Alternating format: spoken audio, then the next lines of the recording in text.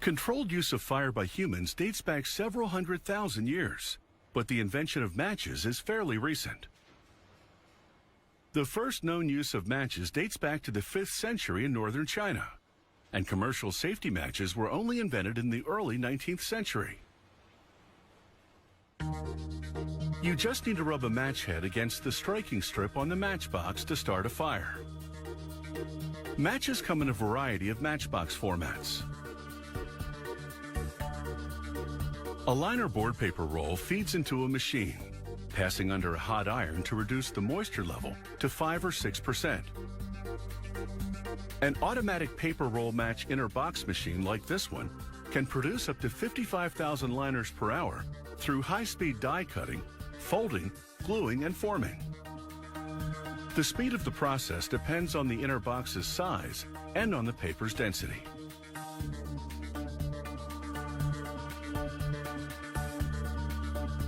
The machine shoots out formed inner boxes on a conveyor at a dazzling rate of nearly 1,000 liners per minute.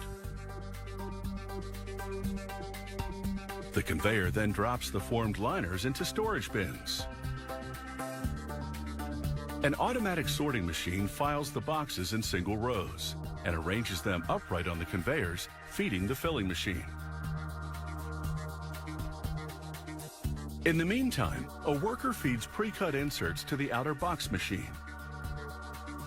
High-speed die creasing and cutting tools automatically fold the inserts. As the folded liners run through the rollers, the machine forms and glues the box skillets. Each insert has 2 striking strips. In an industrial mixer, a worker pours gelatin capsules over potassium chlorate. Gelatin serves as a binder for the match head compound. The worker adds hot water before he starts the mixer to dissolve the gelatin, which combines itself with the potassium powder. The worker then adds silica granules, which act as a combustion controlling agent. He rinses the sides of the mixer with water as the compound mixture reduces. After about 40 minutes, when the mixture is liquid, the worker adds red coloring, as well as other compounds that make the match head burn more vigorously.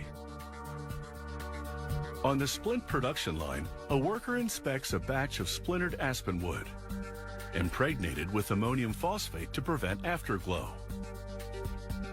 The splints run over perforated plates to shake off any residue or waste. Then they go through a machine which automatically discards broken or undersized splints. The splints now reach the match dipping line, where the perforated steel match bar runs down an endless chain. The automatic feeder inserts over 2 million splints per hour into the sockets of the match bar. The splints first get a paraffin coating.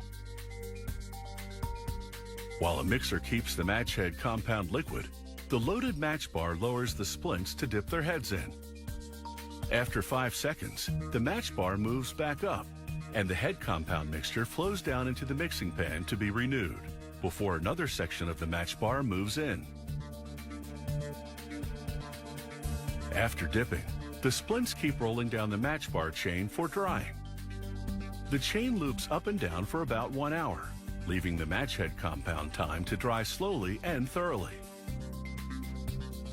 Once the heads are dry, the finished matches are ready for packaging.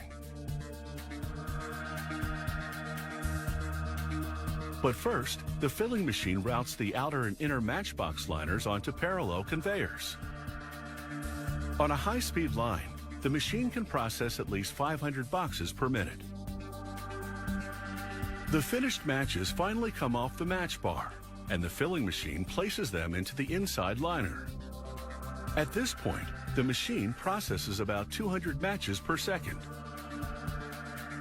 The filling machine pushes the inner liner to the outer skillet. The machine is calibrated to fill each box with a set amount of matches and reject the extra ones. Filled boxes come out on a packaging conveyor.